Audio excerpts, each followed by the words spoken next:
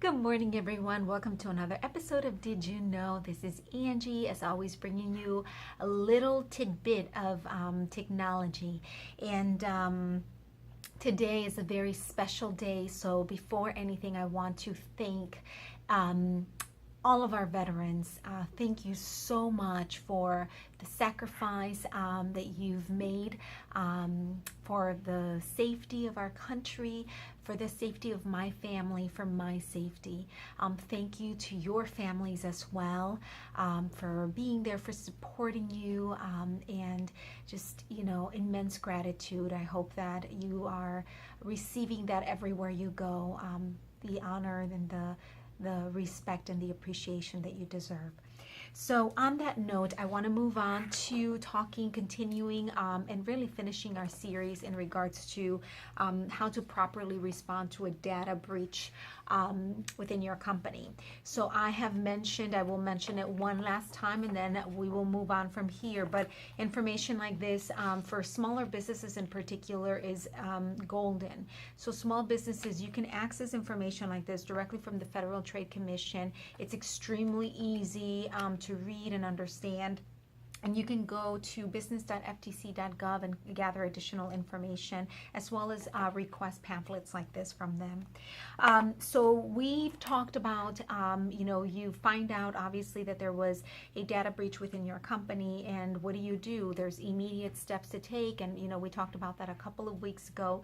Then we have, what the next days look like, and now we're going to talk about how to properly wrap up, with notifying the people that were affected, because of your company's security breach. So the notification of individuals, it is a law. However, there are different stipulations depending on what state you live in. So it's very important that you understand that you do have a responsibility to notify individuals if their information was actually part of the breach. And you need to go to your state laws and determine what your state requires.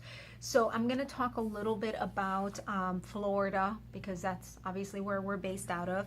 But before you do this, it is very important that you have a person as a main point of contact within your company. There will be questions from people possibly calling your place of business to ask questions or understand the situation. It is important that there is one main contact within your business that is giving the same message to in response to these questions. Many times companies don't have that process streamlined that way, so then you run into the dangers of having multiple messages, as a response to questions and things of that nature. So very important. The next thing is I went actually to our state laws, and I retrieved some information. I'm not going to go into the whole through the entire law with you, but I will post the link so you guys can go in there and actually read through it in detail. But if you are, if your company experiences a data breach, the state requires you to the first thing that you need to do is give a notice to the Department of Security breach. That is to be done within no more than 30 days from you, finding out about the situation. So the written notice, it gives you a full outline there, but it needs to have a full synopsis of the events surrounding the breach, the total number of individuals that were affected, what services related to the breach are being offered or scheduled to be offered without charge to the people that were affected, name, addresses, phone numbers of employee of your main point of contact, police report, incident report, computer forensics report, a copy of policies in place regarding breaches. So what is your current policy? And if you don't have one, don't wait until you're sitting here having to tell the police, and the Department of Security breach that you really are just now implementing a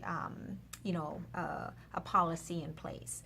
And what steps have you taken to rectify the breach? So, again, you can go through this thoroughly. However, that just gives you a better understanding.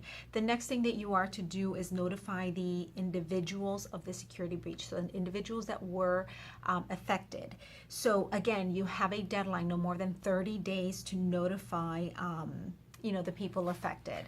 And there are different samples, there's information in this within the outline of the law that you can go through and capture to better understand what information needs to be given to each individual. And you can send this notice either via written form or via email. And then there's, depending on the number of people that were affected, there's also some other stipulations there or options for you. Last but not least, if your security breach affected more than 1,000 individuals in a single time, you are also responsible to notify the credit reporting agencies. So, very important to know, to understand. Companies often, will also offer at least 1 year free credit monitoring services and just other support to the individuals that were affected.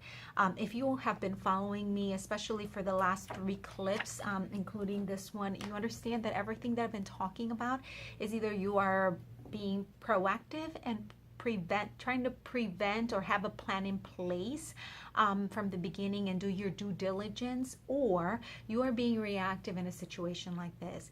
And being reactive, doesn't mean that the world comes crumbling down. It just means that there's a lot more dollar signs attached to, not working proactively on preparing for this type of situation.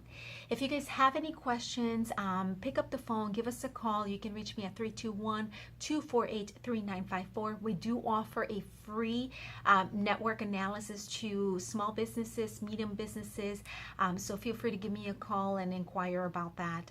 On that note, you guys go forth and conquer. Make sure that you are being grateful to every single veteran that you come across, and make them smile, feel appreciated, and go forth and conquer, make it happen. We'll see you next time. Bye.